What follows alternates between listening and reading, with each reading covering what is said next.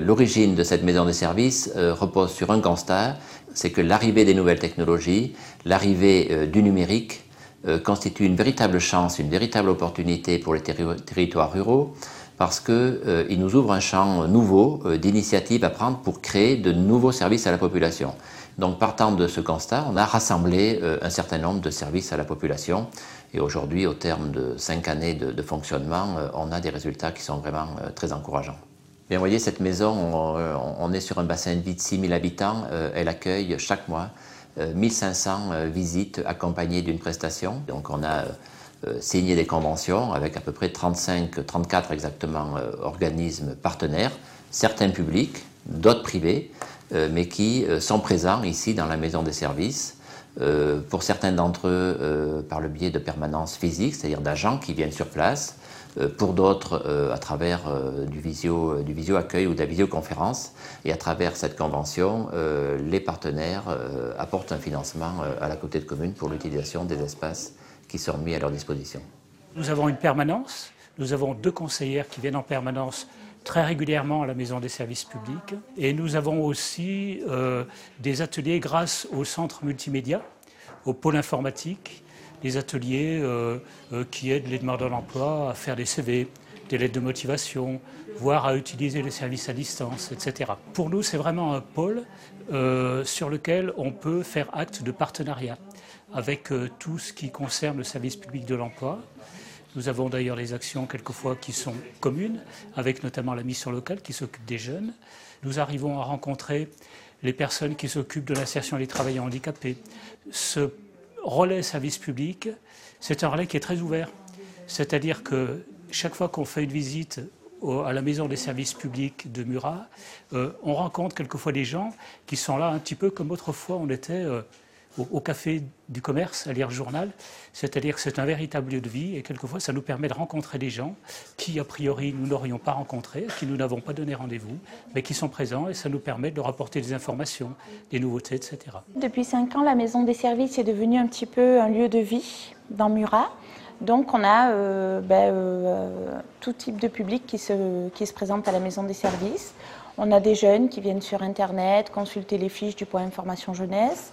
On a des personnes qui viennent simplement lire le journal tous les jours pour rompre l'isolement qu'ils peuvent rencontrer. On a également des personnes qui viennent consulter les offres d'emploi, soit les offres d'emploi papier, soit par le biais d'Internet ou de la borne du service public. Des fois, on a des personnes en grande détresse qui viennent se présenter à nous et il va falloir les diriger vers le bon organisme qui pourra ensuite prendre le relais et pourra recevoir les personnes dans nos locaux le plus rapidement possible. On accueille des personnes qui sont en difficulté, en insertion professionnelle. Donc après, ça peut être des demandeurs d'emploi, des jeunes de moins de 26 ans, des personnes travailleurs handicapés. On met à disposition du matériel aussi bien téléphonique que l'accès à Internet, un lieu où je peux avoir à disposition un bureau. Ça me permet de rencontrer régulièrement des partenaires sociaux avec lesquels je travaille le projet social et professionnel de ces personnes en recherche d'emploi. La maison des services aussi organise des manifestations, notamment par l'intermédiaire de la communauté de communes. Ces manifestations me permettent de rencontrer des entreprises, des partenaires sociaux, des futurs intérimaires et ainsi nous, ça nous permet de développer notre activité et notre notoriété au niveau de ce territoire. Alors sur le financement, il y a 2 sujets. Il y a l'investissement d'une part, donc c'est un coût de 800 000 € pour aménager 5 étages de 150 mètres carrés chacun, financé à hauteur de 80% par l'Europe, l'État, la région et le département du Cantal. Et puis il y a ensuite le fonctionnement annuel. Donc là on est sur un coût de fonctionnement de 60 000 € qui est pris en charge pour moitié par la communauté de communes, pour un quart par les utilisateurs, publics ou privés, et un quart environ par des aides de l'État et du Conseil général. Premier intérêt, c'est avoir des locaux qui nous permettent d'accueillir le public, un ensemble de partenaires aussi qui se retrouvent dans ces locaux-là. Donc c'est un moyen aussi pour nous de rencontrer éventuellement d'autres partenaires avec lesquels nous travaillons quotidiennement. Deuxième intérêt, c'est ce lien que ça crée avec le public, donc au plus près du territoire. C'est facilitant pour nous, c'est aussi, je pense, facilitant pour eux parce que du coup, ça leur évite des déplacements, ça leur évite des frais, avec aussi le matériel, les capacités d'accueil pour pouvoir informer au mieux et sécuriser et rendre ce moment d'accueil et d'information convivial. Elle évite également à des personnes de faire beaucoup de kilomètres pour rencontrer un organisme, que ce soit un organisme de formation ou tout simplement la sécurité sociale, la CAF, le Pôle emploi. Ça permet en fait d'éviter beaucoup de déplacements à des personnes qui quelquefois n'ont pas le permis ou aucun moyen de locomotion. Cette maison des services est un réseau avec des espaces numériques dans chacune des communes qui sont installés. Et par ailleurs, on a mis en place des services pour faciliter l'accès des habitants à cette maison des services. La personne fait appel à un transporteur, à un taxi, qui vient au domicile de la personne, qui l'amène ici jusqu'au bourg-centre à Murat, à la maison des services, et qui ensuite ramène cette personne chez elle. Donc ça permet à toutes les personnes du territoire, quel que soit le lieu de résidence, de pouvoir accéder facilement à la maison des services ici à Murat. Les outils les plus utilisés sont les visio-accueils. Donc un visio-accueil permet à des personnes de parler à un organisme. Le conseiller par contre étant toujours dans son bureau, soit à Aurillac, soit à Paris.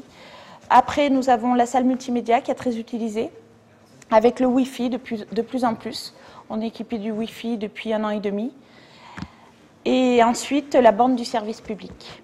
On accueille par ailleurs des personnes qui ont créé une micro-entreprise ou qui sont installées en tant qu'auto-entrepreneurs et qui développent des activités, par exemple de télésecrétariat, de comptabilité, dans la communication, le graphisme, la traduction. Donc j'ai suivi en 2008 la formation à la création d'entreprises en télétravail qui est proposée par la Maison des services de la communauté de communes de Murat. Ça m'a permis de découvrir qu'il y avait un télécentre. Le télécentre m'est très utile dans la mesure où je viens à peu près 2 fois par mois minimum. Je m'organise, je réserve un bureau pour la journée. Souvent je donne rendez-vous à des clients qui sont géographiquement proches du télécentre, ce qui m'évite de soit me déplacer, soit de les faire se déplacer jusqu'à chez moi. Donc là je les reçois dans un cadre professionnel où on peut discuter tranquillement et j'ai tous les outils informatiques et autres nécessaires pour pouvoir travailler correctement.